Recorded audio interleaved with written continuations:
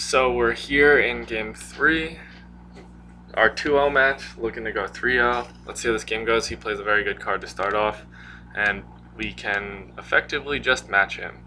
So if he pumps it, I'm not necessarily disappointed with that. I'll just go ahead and throw my Grow Matriarch, leave the Delver, which he's going to have to deal with. And if I can egg him to play something like a Deep Branch Prowler in front of it, that'd be wonderful for me. Absolutely no complaints with that. We'll see what he does. Hopefully nothing too good to deal with this Delver. I don't want him to just throw a 6-3 in front of it and move on with his life. I want to at least have a little struggle. We'll see how the pace of the game goes. Started off with a good card. We'll see where it goes from here. That play taking a solid 0 seconds off my clock. I don't understand how the clock works. I feel like on my iPad, most turns take like 1 to 2 seconds for me off my clock. But on the computer, magically, like a minute will just fall off the clock. I don't really know what's going on with the server. Oh, so he played a Solforge Titan. Now I'm really hoping he doesn't have anything that deals with this Delver immediately. I really want to just kind of stick it to him right away. Of course, he has something that deals with the Delver. I'm not in a position where I want to play Feral Instinct. I'd rather just commit more guys to the board. So I'm going to go ahead and just throw this War Charger in front of the Titan. Our Matriarchs and our tokens are going to trade off, that's fine. If he decides to pump it in some way, I might move it over because the War Charger will get its value. And then Ravager, its level 3 is very strong. Obviously, we're hoping to avoid his Solforge Titan. If we avoid it on 2, then we're in the clear for the game. But we'll see where we can go from here. 2 Vault Tacticians next turn will be a fine turn. The card's just effective, just has good stats. So I'm okay with that. If there's a situation where playing Sparkbot or Cleric is right, we will go ahead and do that. But looking at this, Vault Tactician is going to be pretty solid for us throughout the course of the game, so I can't complain.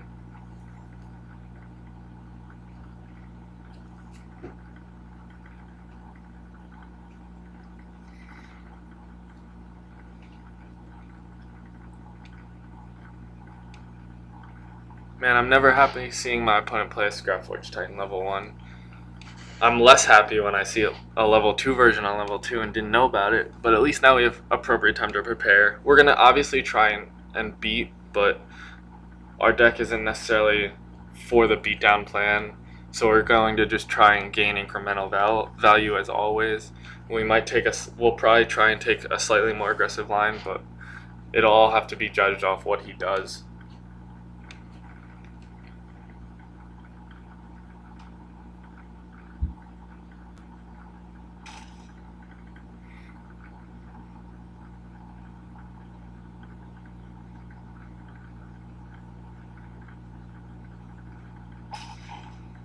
Alright, so Technosmith, we definitely have to start beating down. Vault Tactician isn't necessarily the most exciting card for beatdown, but at least we get to ignore this Aegis Conscript. We're just going to go ahead and start putting out creatures that he has to deal with.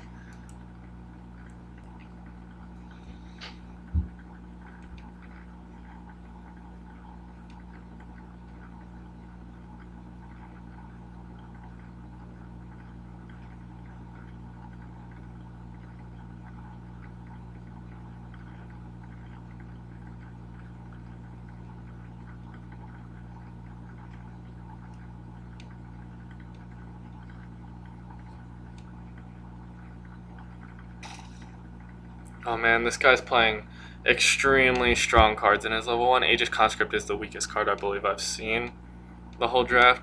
It's just going to be a matter of him surviving to levels where he can make an impact. Obviously this tracker will definitely make an immediate impact if he does draw it.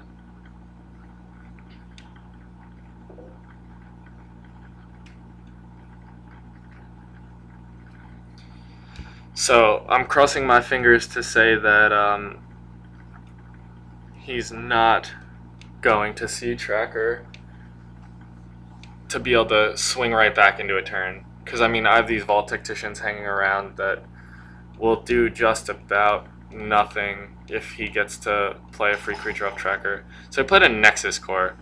It's good that like he's soaking up damage and everything, but it's not advancing anything at all. Like it's preventing 3 attacks from this War Charger that he's going to have to deal with.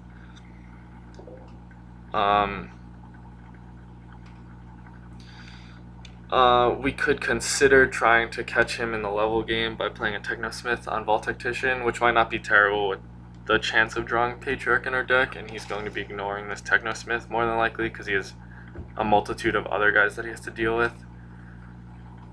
And I think that's what I'm going to do. I still want to be in good shape for later in the game, and I don't think missing out on a couple points of damage from this Vault Tactician is that big of a deal. That could very well be wrong. I'm not 100% sure on that play. Drawing this Delver makes me happy. It's something that he's going to have to deal with immediately. His level 2 Titan can't trade with it.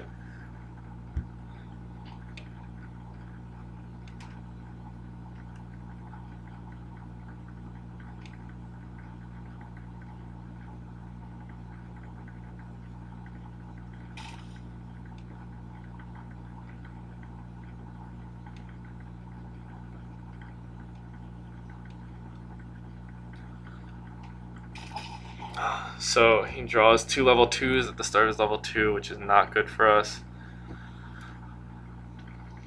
I'm going to go ahead and play Justicar and then move this War Charger and kills Matriarch. It's going to put like a -2, 3 into play, which does effectively nothing, and the Justicar is going to trade here. So we're not drawing the greatest hands in the world, and he's played a Technosmith and drawn 2 level 2s, so if he slows down on his draws, hopefully, cross your fingers, we'll be in okay shape. But he's going to eat this Technosmith, and I'm going to have nothing to really deal with it. The plan is probably going to be, I don't know. I really don't know. If he puts a Nexus core in front of our Delver, that's probably the best thing that could ever happen to us. Granted, yeah, I guess one of his levels was Nexus core, so that's always good for us. So that pretty much nullifies the Technosmith level, even though it is just a life gain spell. So the fact that he's playing a Technosmith in front of our Technosmith is probably the best thing that could have happened. And this Bear Rider isn't very exciting for him either. My concern here is we don't have an actual spell to cast. So Primal Surge, making it free later, is probably ideally what we want to do. And I think giving Vault Tactician the buff, giving it 10 power as opposed to the Delver, which would have 6 toughness. 6 toughness really doesn't get us anywhere, so the Delver's probably going to die next turn, but having 10 toughness on the Vault Technician might, excuse me, could be enough for us to survive an attack. So we're going to go with that. It could just completely backfire on us, but we'll see how that one turns out for us. I'm feeling fairly optimistic about it, so. We draw a level 2 beta, so like I was saying before in the draft, oh man, of course, who knows what the rest of his hand is. If he has a 6 power guy that would have been able to trade with Delver, but might not level as well. Either way, he still has to deal with his Vault Tactician, which he hasn't shown us a way yet, so we'll see what he does. Munitions drone, obviously not doing anything. So maybe he's on the same line as I was, where he was thinking about how much damage it's going to deal. So I'll go ahead and throw this Matrix Ward in. I'll pump Beta because it needs to be able to make sure it kills like a Grove Matriarch or something of that nature with 10 toughness. Not that it's favorable for us at all, but it's something to consider. So we get to play a Technosmith here. We're probably going to level, I don't know. Sparkbot and Light Shield Patrol are pretty similar. Sparkbot will have 1 more attack, or 2 more attack than the Light Shield will have. If you pump the Light Shield, it will give it from 10 toughness, will also have 2 armor, which probably won't be that relevant going into level 3. But we're definitely casting one of them, so I'll cast the Sparkbot along with Technosmith, and then level up a Light Shield Patrol, because I'm obviously not leveling a Stasis Warden. So that's going to be the play. It's just going to be a matter of where we put them. So he plays Metamind Adept, probably digging for his level 2 Scrapforge Titan, which, cross fingers, he doesn't see. And we'll be in decent shape, because if we dodge that Titan, he doesn't really have the great late game threat, which we have our Beta, which, man, if we draw it next turn, the game will pretty much just be over. So he played the Frostwheel Tracker, something I was worried about, and a Nexus Pilot, which Nexus Pilot isn't going to trade with the Vault Tactician, but it'll chump up some damage. So Frostwheel Tracker is a good play. We're just going to end up throwing a Spark Bot in front of it. Like, if Technosmith survives with 1 health, like, I'd rather not give him the option to pump his tracker and save it. I'd rather, and kill the Technosmith. I'd rather him have to deal with the Technosmith. So we drew Delver. Delver is going to go in whatever open lane I find that doesn't have a creature across from it, which he has to deal with our guys. I don't care if he has an open guy. We're at 97, he's at 96. He's clearly the one that's going to be on the back foot. Obviously, Tracker level 3 can net some insane value if he goes like Tracker 3, 2, 2, or Tracker 3, another level 3, and a level 2. Could just be an insane turn for him. That's something that'd be very hard to come back from. The first play on level 3, when you're on the play, if you play 2 level 3s, it's nearly impossible to win unless you play 2 level 2s of your own, which clearly we don't have, but he also didn't have.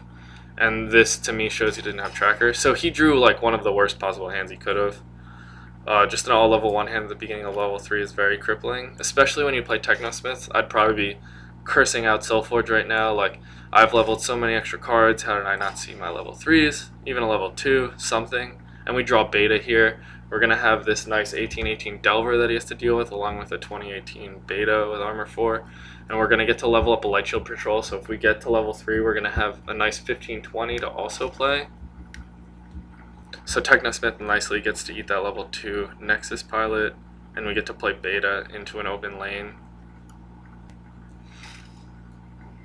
So yeah, that Matrix Warden is not going to kill our Delver, it's just going to make it manageable so he can kill it next turn, but I don't know how he's going to be able to come back from this play.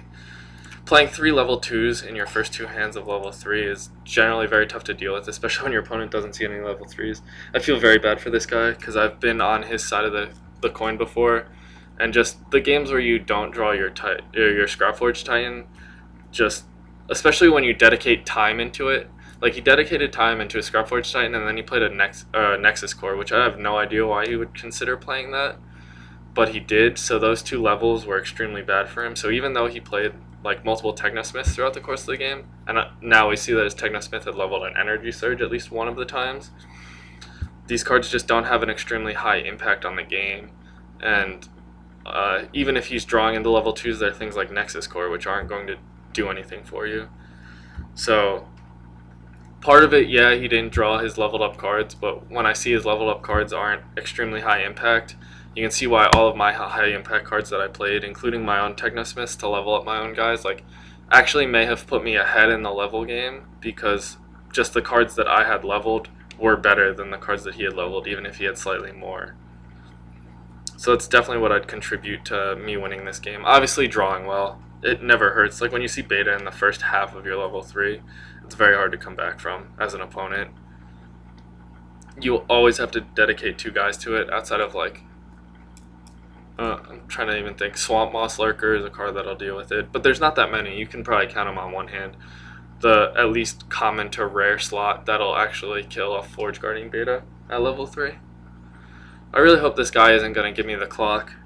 That'd be very unfortunate. I will definitely edit this video and show off the last couple seconds, show off the premium pack, if that's what he's doing. Alright, so he's making plays, so that's nice. Alright, so it's a nice play in theory. Like, Technosmith will now evenly trade instead of just straight up killing the Nexus Pilot. But he still has to put a guy in front of Beta, and then he's taking way too much damage.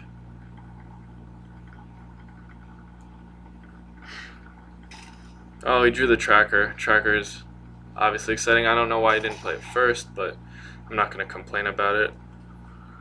So now we're just going to commit 2 more guys to the board. No sense in pumping when we can just play more. Pumping's not going to deal lethal, so if you can't just straight up kill him that turn, you might as well just commit more to the board. Now we have a Matrix Warden to pump, so there's absolutely no way he can't deal enough damage. We even have our free Primal Surge.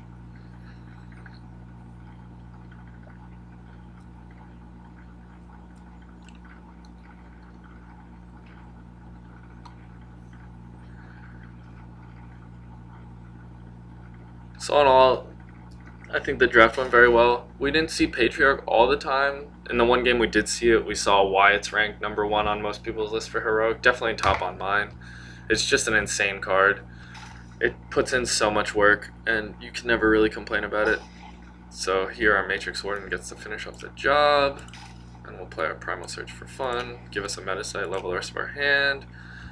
Oh, I guess he conceded. I hope, yeah, he conceded. Alright, so third win of the day bonus, small silver of course, amount of silver for our online win, and we get our premium pack for our tournament win. So let's see what we get. I'm still looking for Everflame Phoenix, just like I feel like a lot of people are. My friend has 6, I have 0, just the way it goes. Shardplate Mutant, I believe that is now my 3rd. I'm working down to about 15 or so cards I need left to complete set 1. And this is all from not actually sinking any money into it. All the money I spent was from Kickstarter backing it, and I've spent every cent of my Kickstarter money on promos. So, well, we can see how that goes. At least they look sweet. I'll be back with another draft video hopefully soon. This was a good run. The deck was decent. Patriarch's fine. Beta 3 is an extremely good card. Things that we all kind of know. I hope my Metasite information was interesting and relevant, and people go ahead and take it. But on that, I'll be back with another video. Hope you enjoyed this one. Leave a comment, like, subscribe, do whatever. I don't want to spam the Facebook group too much. Probably get bored of it. But yeah, keep checking out my videos. I think I'm putting out pretty good content. Please comment with what I can do differently, what you want to see more. I know some people talk a lot about their picks, and I tend to breeze through them because I feel like most of the people at this point watching kind of have a hold on draft and just want to see where my pick order lies. So I'll talk about a close card, but I don't want to hit every card in the pack and say, well, this card's good in this situation or anything like that. But well, if you want more, I can give you more. It's definitely thoughts running through my mind. I just feel like it's not pertinent for a video. I'd rather keep it to close to 10 minutes. Keep your attention for those 10 minutes rather than watching a 30-minute video on why bad cards are bad. So please leave those comments. I look forward to hearing from you. I try to respond to everyone that I can, which is everyone so far. It's pretty easy. But yeah, I want to keep active, and I'm looking forward to other people putting out content. I try to watch other videos. But yeah, all the feedback you give me will only make these videos better. So I'll leave on that note, and I'll be back with another video soon.